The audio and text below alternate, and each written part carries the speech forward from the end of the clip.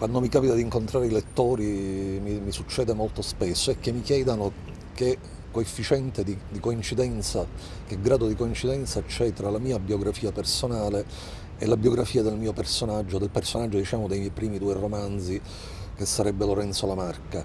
Dal punto di vista strettamente biografico, in realtà l'unica coincidenza reale è il fatto che tutti e due siamo biologi e tutti e due lavoriamo o abbiamo lavorato in qualche modo nell'ambito della ricerca, soprattutto nel settore della biologia molecolare. Tutto il resto, diciamo, diverge dal punto di vista proprio della biografia stretta.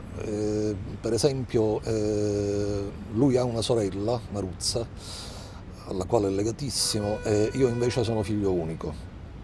Lui vive nel centro storico, in uno dei quattro mandamenti che non viene mai identificato. Io invece vivo nella città borghese, quartiere Libertà. Un'altra divergenza è il fatto che lui è uno scapolo preterintenzionale, secondo me, mentre io invece sono felicemente sposato da più di 30 anni, diciamo da 35 per la precisione. Delitti di via Medina Sidonia è uscito nel 1996, quando io avevo 48 anni.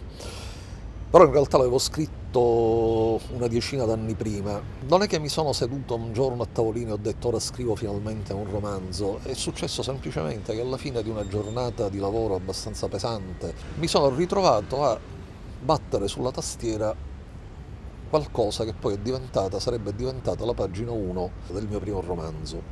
Il giorno dopo, più o meno alla stessa ora, ho fatto esattamente la stessa cosa e ho continuato per un mese. Alla fine di questo mese avevo un primo capitolo finito. Siccome questo capitolo mi aveva parecchio incuriosito, ero curioso di sapere come andava a finire e quindi ho scritto direttamente l'ultimo capitolo. E alla fine mi sono ritrovato con il primo e l'ultimo capitolo come le due fette di un panino, il sopra e il sotto di un panino, senza niente dentro, quindi senza l'imbottitura. E quindi mi è toccato riempire questo panino con il resto, cioè con la trama del romanzo. 10 anni dopo, quando finalmente ho pensato di avere in mano una versione decente di questo romanzo, ho cominciato a pensare cosa potevo farne.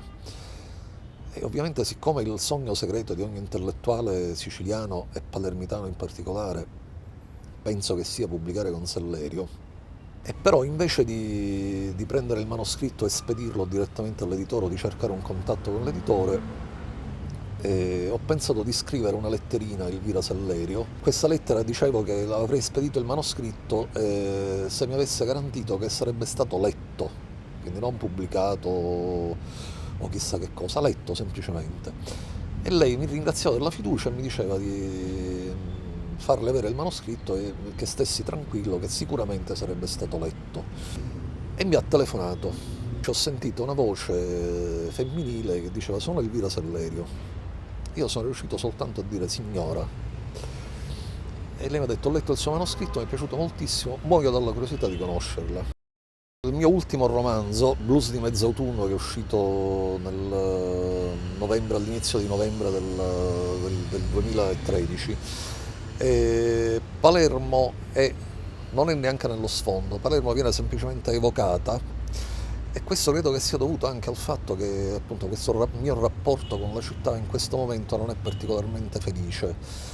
I miei romanzi vengono classificati nel genere giallo noir, diciamo, no?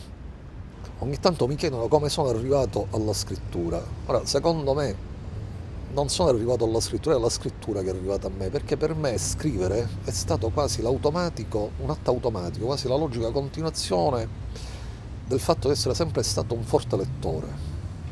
Ecco, per me la scrittura è una sorta di continuazione della lettura.